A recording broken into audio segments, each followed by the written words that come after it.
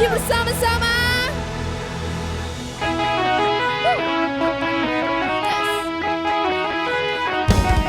Semua.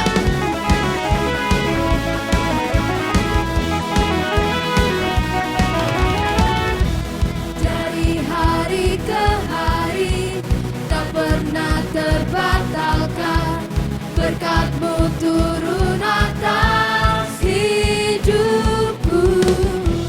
Dari hari ke hari tiada pernah tertunda, kesetiaan-Mu Kau limpahkan bagiku.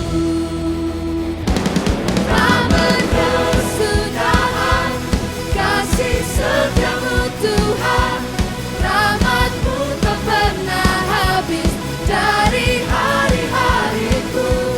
Tangan-Mu yang perkasa, besar kejayaan-Mu, selalu menopang hidupku, selalu pegang erat tangan-Mu. Yes. Woo.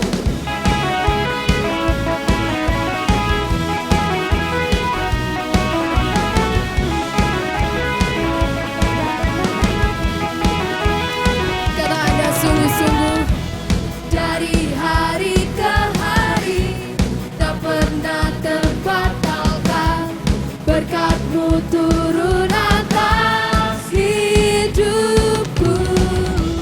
Dari hari ke hari tiada pernah tertunda, kesetiaan-Mu Kau limpahkan bagiku. Katakan tak berkesudahan, tak berkesudahan kasih setia-Mu Tuhan, rahmat-Mu tak pernah habis dari hari-hariku.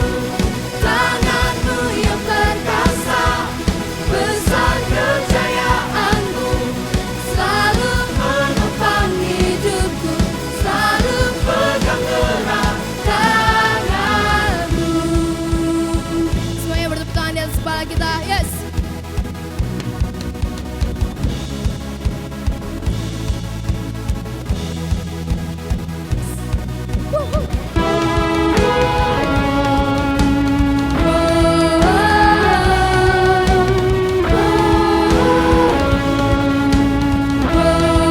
Lebih semangat.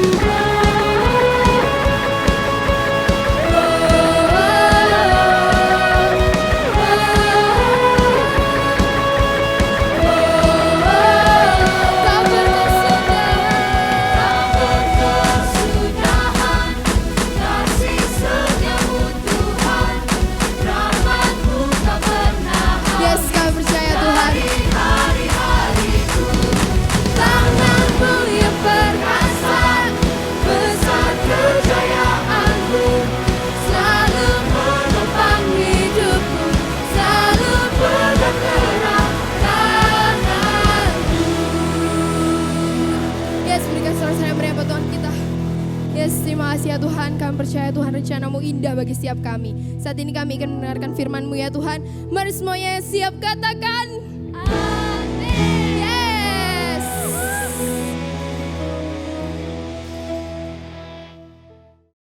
Halo semua, welcome to Alpha Omega Church Teen Online Service. Gimana kabar kalian? Semoga kalian dalam keadaan baik-baik ya.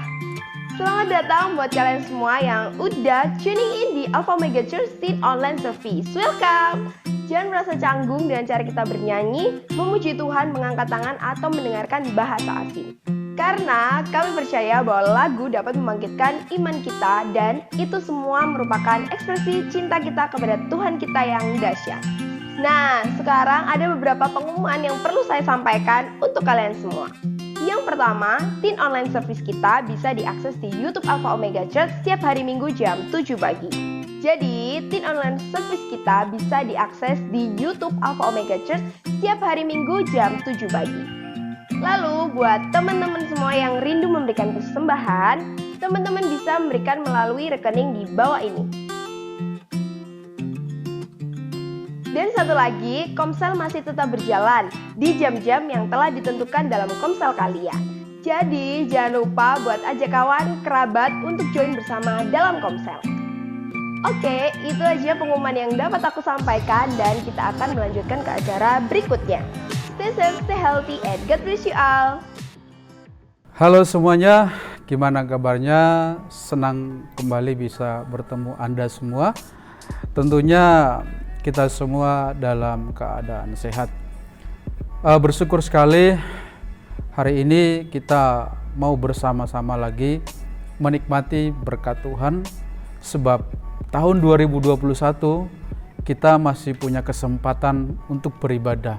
Itu adalah hal yang sangat luar biasa, sebab banyak orang mengalami, saudara-saudara kita mengalami kesedihan, duka cita karena keluarga mereka dipanggil oleh Tuhan oleh karena berbagai penyakit. Tapi kita bersyukur kalau hari ini Anda masih ada bisa melihat layar ini. Ini adalah satu kemurahan Tuhan yang Tuhan curahkan bagi kita. Bulan ini kita membahas tentang more atau lebih. Tapi yang kita bahas bukan soal more money, more soal harta, benda, dan lain sebagainya. Tapi kita lebih fokus kepada to be more like Jesus. Bagaimana aku menjadi seperti Yesus? Ya, menjadi seperti Yesus tidak mudah. Karena ada banyak hal yang harus kita kerjakan. Termasuk menyangkali diri kita. Artinya apa? Sesuatu yang mengenakan badan itu harus kita singkirkan. Karena ketika kita mau seperti Yesus, ada hal-hal yang harus kita singkirkan dalam hidup ini. Kalau minggu pertama kita membahas tentang bagaimana melayani seperti Yesus. Di minggu kedua juga kita sudah belajar bagaimana menjadi seperti murid Yesus. Dan minggu ini kita akan belajar tentang reach like Jesus. Mencapai seperti Yesus. Apa yang dicapai oleh Yesus selama masa pelayanan di muka bumi ini? Ada banyak orang dipulihkan, ada banyak orang dimenangkan. Dan tujuan Yesus ketika dia datang ke bumi ini adalah menyelamatkan orang berdosa. Itulah sebabnya kalau kita melihat sejarah perjalanan Yesus, sejak kecil dia sudah menunjukkan dirinya kepada tua-tua dan imam. Bahkan dia mahir dalam Alkitab, sehingga dia bisa menjawab setiap pertanyaan dengan tepat. Dan sejak kecil Yesus juga sudah menunjukkan ada kuasa besar di dalam dirinya, sehingga orang membuat takjub terhadap apa yang dilakukan oleh Yesus. Itulah sebabnya pada kesempatan kali ini saya ingin menyampaikan, kita sebagai orang percaya atau bukan orang yang percaya kepada Kristus sekalipun, tidak ada di antara kita menginginkan melakukan hal yang tidak baik, selalu melakukan hal yang baik. Oleh sebab itu kita pun harus melakukan apa yang dilakukan oleh Yesus.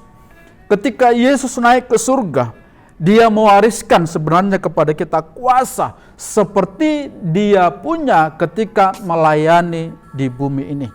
Dia bahkan dikatakan dalam Alkitab, aku akan mencurahkan Roh Kudus, penolong atas kita. Dengan itu harusnya kita tidak ada alasan lagi merasa takut, khawatir untuk melewati hidup ini. Karena apa? Kuasa yang kita miliki yang diberikan yaitu Roh Kudus harus kita praktekkan dalam hidup ini. Sebab kita ini punya kelemahan, punya keterbatasan.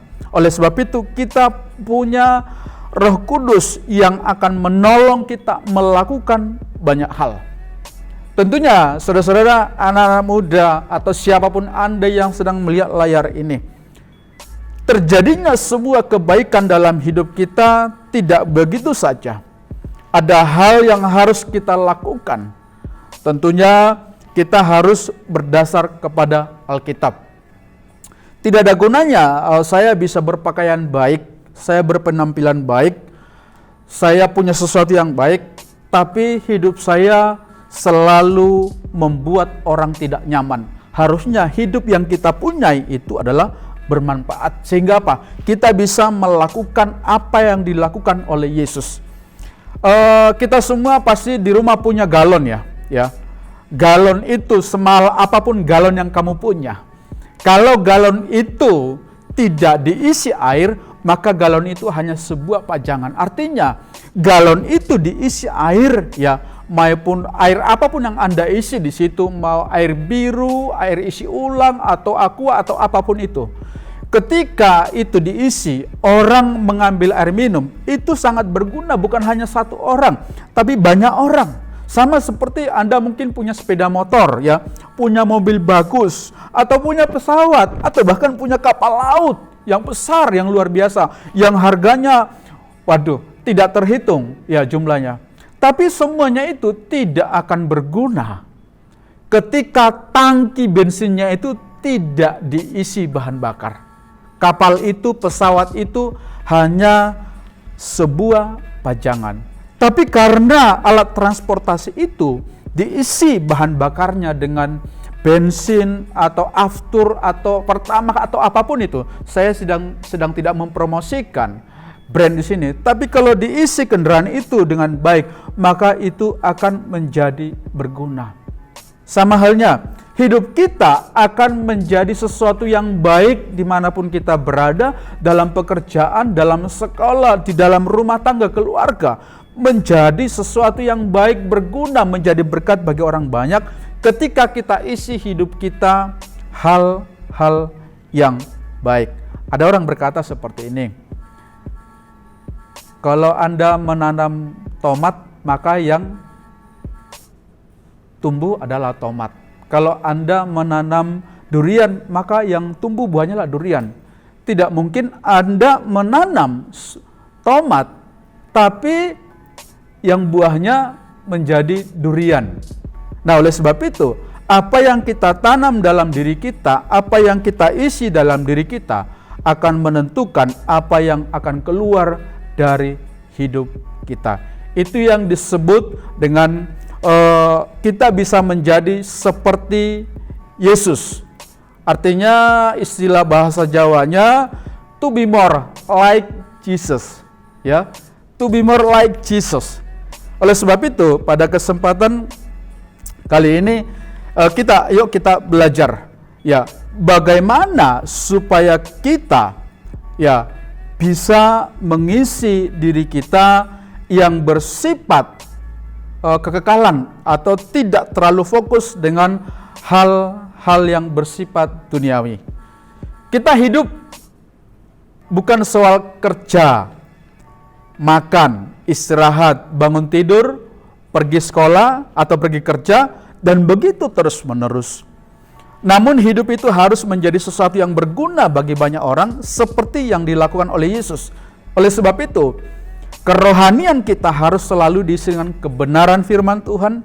Hidup kita harus fokus bukan mengisi kesenangan pribadi, tetapi bagaimana kita juga mengisi pundi-pundi kerohanian kita sampai penuh. Ya, sehingga kerohanian kita itu juga bisa bermanfaat, bukan hanya membangun diri kita, tapi bisa menjadi saksi bagi orang banyak. Dalam Kolose pasal 3 ayat 1 sampai 2, Paulus berkata seperti ini. Karena itu kalau kamu dibangkitkan bersama-sama dengan Kristus, carilah perkara yang di atas, di mana Kristus ada, duduk di sebelah kanan Allah. Ada kalimat di situ dikatakan carilah perkara di atas. Apa yang ingin Paulus sampaikan di sini? Paulus menginginkan supaya kita setiap pembaca, supaya pikiran kita, hati kita, hidup kita selaras dengan Tuhan. Artinya pikiran-pikiran kita, tindakan kita sama seperti Yesus melakukan terhadap kita.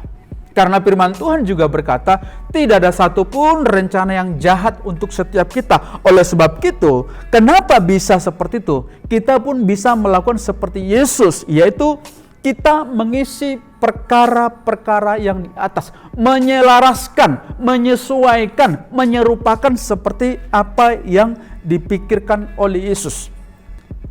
Pertanyaannya, kenapa kita harus memikirkan perkara yang di atas? Nah, ini tadi saya sudah sampaikan, berusaha untuk menyelaraskan pikiran, sejalan pikiran kita dengan Tuhan. Paulus mengingatkan kita dalam hal ini supaya kita meminta, ya, memfokuskan, fokusnya itu hanya kepada Tuhan. Perkara-perkara di surga adalah perkara-perkara rohani yang kebenarannya dan kekudusannya itu pasti seperti yang Tuhan mau, keintiman yang mendalam. Sementara perkara-perkara di bumi adalah perkara-perkara sementara, dan itu seperti kenajisan, bisa serakah, kejahatan, kesombongan, perseteruan, dan lain-lain. Tentunya kita sebagai orang percaya, kita harus selalu memikirkan perkara-perkara di atas. Maka lebih lanjut Paulus dalam Efesus 5 ayat 14-15 berkata, itulah sebabnya dikatakan, bangunlah hai kamu yang tidur, dan bangkitlah dari antara orang mati, dan Kristus akan bercahaya atas kamu. Karena itu perhatikanlah dengan seksama bagaimana kamu hidup, jangan seperti orang bebal, tetapi seperti orang arif. Dan pergunakanlah waktu yang ada, karena hari ini adalah jahat. Sebab itu janganlah kamu bodoh, tetapi usahakanlah supaya kamu mengerti kehendak Tuhan. Pertanyaannya kembali, apa yang perlu kita lakukan agar kita bisa serupa atau seperti mencapai seperti Yesus? Ini perlu kita renungkan bersama-sama. Yang perlu kita lakukan adalah yang pertama, taklukkan pikiran kita. Taklukkan pikiran kita. Banyak orang Kristen bergumul soal ini, terutama karena mereka saat hidup di zaman kebanjiran informasi, ya kan?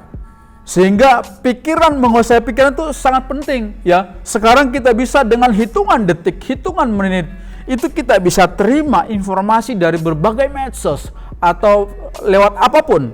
Tetapi kalau kita tidak mentelah dengan baik, lalu kita dengan percaya diri share, padahal informasi yang kita sampaikan itu tidaklah benar, akhirnya kita bisa dicela orang. Oleh sebab itu, perlu kita menguasai pemikiran kita dengan baik, karena Amsal 4 ayat 23 juga berkata, jagalah hatimu dengan segala kewaspadaan, karena dari situlah terpancar kehidupan. Kalau kita tidak menjaga hati kita, pikiran kita, maka akan terpancar sebuah yang tidak menyenangkan bagi banyak orang. Bagaimana kita bisa menguasai pikiran kita? Termasuk bagaimana kita menangkali pikiran yang jahat? Ya, hanya satu kuncinya, yaitu kita harus merenungkan dan melakukan pikiran jahat. Karena dengan melakukan, kita harus merenungkan firman Tuhan. Karena dengan kita melakukan firman Tuhan, maka pikiran jahat yang datang kepada kita, itu tidak akan menguasai pikiran kita. Sehingga kita tahu cara mengatasinya. Oleh sebab itu, ya, dalam Filipi 4 ayat 8 juga dikatakan, jadi akhirnya saudara-saudara semua yang benar, semua yang mulia, semua yang adil, semua yang suci, semua yang manis, semua yang sedap didengar, semua yang disebut kebajikan dan patut dipuji, pikirkanlah semuanya itu. Bagaimana hal itu kita bisa melakukan dalam hidup kita? Ya, kita harus menangkal pikiran kita, terutama pikiran-pikiran yang jahat. Paulus menegaskan betapa pentingnya mengisi pikiran kita dengan hal-hal yang positif, karena itu akan berdampak dalam hidup kita. Pikiran kita dapat menentukan perkataan. Perhatikan, pikiran kita dapat menentukan setiap perkataan dan tindakan kita. Bila yang ada di dalam pikiran kita adalah hal-hal yang positif, maka hal-hal yang positif pun akan keluar dari mulut kita. Oleh sebab itu, Paulus menasihatkan supaya orang percaya, marilah kita belajar mengisi hidup kita yang benar, yang mulia, yang adil, yang suci, yang manis, yang sedap didengar, dan yang baik. Tentunya kita tidak mampu, kita perlu yang namanya butuh tuntunan Roh Kudus. Jadi untuk memiliki pikiran yang selalu positif, tidak ada jalan lain selain kita harus taat kepada firman Tuhan. Oleh sebab itu, Filipi 2 ayat 5 juga berkata gini, hendaklah kamu hidupmu bersama, menaruh pikiran perasaan yang terdapat juga di dalam Kristus. Di antara kita, di antara kamu mungkin ada perbedaan. Tapi perbedaan tidak menjadi alasan kita tidak bisa bersama. Tetapi bagaimana perbedaan yang di antara kita itu kita bisa menyatukan satu visi. Bagaimana hidup kita bisa bersama. Karena hidup ini kalau tidak ada perbedaan, itu seperti hidup yang monoton. Tetapi dengan adanya perbedaan itu, kita harusnya lebih banyak opsi, lebih banyak pilihan untuk kita bisa bertindak. Oleh sebab itu sekali lagi saya bacakan dalam Filipi 2 ayat 5, hendaklah kamu dalam hidupmu bersama, menaruh pikiran dan perasaan yang terdapat di dalam Kristus Yesus. Bagaimana pikiran kita bisa bersama, bagaimana tindakan kita bisa menjadi berkat, kita harus meletakkan iman kita di dalam Kristus Yesus. Itu yang pertama. Bagaimana kita bisa mencapai seperti Yesus adalah kita berusaha untuk menangkal pikiran kita supaya pikiran kita tidak dikuasai hal yang jahat. Yang kedua, bagaimana kita bisa mencapai seperti Yesus? Jangan keraskan hatimu. Dalam Yeremia 17 ayat 9 sampai 10 dikatakan seperti ini. Betapa liciknya hati, lebih licik daripada segala sesuatu. Wow, lebih licik dari segala sesuatu. Hatinya sudah membatu, siapa yang dapat mengetahuinya? Aku Tuhan yang menyelidiki, yang menguji batin, untuk memberi balasan kepada setiap orang yang setimpal dengan tingkah langkahnya, setimpal dengan hasil perbuatannya. Perhatikan ada kalimat, betapa liciknya hati, lebih licik daripada segala sesuatu. Siapa yang dapat mengetahui hatimu? Siapa yang bisa mengerti hatimu? Oleh sebab itu, bagaimana kita bisa mencapai seperti Yesus? Kuncinya, jangan mengeraskan hati. Ya, kalau dikatakan juga, kalau hatinya sudah membatu, saya mau tanya bagi kita semua, kira-kira Anda tahu nggak apa isi dalam batu itu? Mungkin Anda akan bisa berkata, iya batu. Tapi Anda tahu nggak? Seperti apa bentuk batu di dalam itu? Tidak ada orang pun yang tahu. Oleh sebab itu, kita tidak mau seperti itu. Tuhan tidak mau hati kita seperti batu. Tapi bagaimana kita supaya hati kita tidak seperti batu? Yang pertama ya, jangan mengeraskan hati. Buka hatimu terhadap yang baik. Buka hatimu terhadap didikan. Supaya apa? Supaya setiap benih firman Tuhan ya, yang ada yang kamu dengar itu menjadi role model bagi hidupmu untuk kamu bisa melangkah sehingga hidup kita apa? Mencapai seperti Yesus. Ya, mencapai seperti Yesus. Itu yang kedua. Jadi teman-teman yang masih suka mengeraskan hatinya, yuk mulai hari ini lembutkan hatimu. Karena apa? Ketika engkau ngotot, ya, ketika engkau tidak mau melembutkan hatimu dan engkau berkeras padahal pendirianmu itu, tindakanmu itu salah, maka hidup kita tidak bisa mengalami sebuah perubahan. Oleh sebab itu, ya Yeremia berkata, hatinya sudah membatu, siapa yang dapat mengetahuinya? Hanya Anda. Dan yang ketiga, ini poin terakhir. Apa yang kita lakukan supaya kita bisa mencapai seperti Yesus? Ini, terimalah didikan dengan sukacita. Teman-teman semua atau Anda yang sedang melihat YouTube ini, ketika kita sekali menolak didikan, berarti kita satu kehilangan kesempatan yang baik. Karena setiap didikan itu selalu memberikan hal yang terbaik bagi kita. Tergantung bagaimana kita menyikapi. Dan saya mau tanya juga pada kesempatan Anda bisa bertanya, seberapa sering kita menolak didikan? Ingat, ketika sekali engkau menolak didikan, saya sampaikan, dari manapun, dari siapapun, berarti Anda menolak berkat Tuhan. Sebab, jikalau ada yang mau mendidik Anda, berarti ada orang-orang yang masih peduli supaya hidup lebih baik. Oleh sebab itu, penulis Amsal mengingatkan kita dalam Amsal ayat 8. Amsal 8 ayat 10. Terimalah didikanku lebih daripada perak. Wow. Terimalah didikanku lebih daripada perak, dan pengetahuan lebih daripada emas pilihan. Berarti apa? Didikan itu kalau kita terima dengan baik, ya akan sangat bermanfaat. Makanya di sini penulis sama katakan, terimalah didikanku lebih daripada perak. Anda pilih mana? Anda ada dua diperhadapkan. Ada didikan, ada perak. Anda pilih mana? Secara manusia kita pasti pilih apa? Emas dan perak. Ya. Waduh, didikan kan boleh besok-besok sekarang. Kalau emas nanti bisa diambil orang.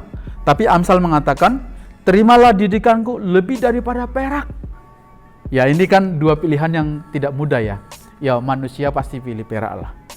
Tapi ingat, Anda bisa punya perak. Tadi awal saya katakan, More ini tidak membahas tentang mengumpulkan harta lebih dan lain sebagainya. Tetapi kalau Anda punya Yesus, ya, hartamu itu tidak akan membuat engkau damai. Yang membuat engkau damai sejahtera hanya Yesus. Saya pernah dengar baca berita, seorang artis bunuh diri karena tidak ada damai. Dia punya harta banyak, dia punya segalanya. Berarti apa? Harta yang kita miliki itu tidak menjamin kebahagiaan kita. Oleh sebab itu, kalau engkau menerima didikan dengan sukacita, saya percaya dan saya yakin, Anda bukan hanya sekedar tahu banyak, mengetahui hal yang banyak, tapi lewat didikan firman Tuhan, membuat hidupmu lebih baik dari hari-hari sebelumnya. Dan yang paling terakhir, apa aplikasinya dalam hidup kita? Satu poin saja. Keberadaanmu selalu membawa damai dan selalu dinantikan banyak orang, karena kedatanganmu membawa perubahan baik bagi semua orang. Teruslah menjadi pemuda-pemudi, membawa perubahan bagi bangsa ini, bagi gereja, bagi keluarga. Masa-masa sekarang masa-masa yang sulit, tapi bukan berarti kita berhenti untuk melakukan segala sesuatu yang baik. Bahkan kita anak-anak muda atau siapapun yang Anda melihat layar ini, yang melihat YouTube ini, kita semua berhak untuk sama-sama membangun bangsa kita, membangun gereja kita, membangun keluarga kita, membangun apapun yang kita lakukan, supaya setiap orang yang ada bersama dengan kita, hidup kita bermanfaat bagi orang banyak. Kiranya firman Tuhan pada kesempatan hari ini boleh memberkati kita semua, supaya hidup kita lebih baik dari hari sebelumnya. To be more like Jesus. Tuhan memberkati.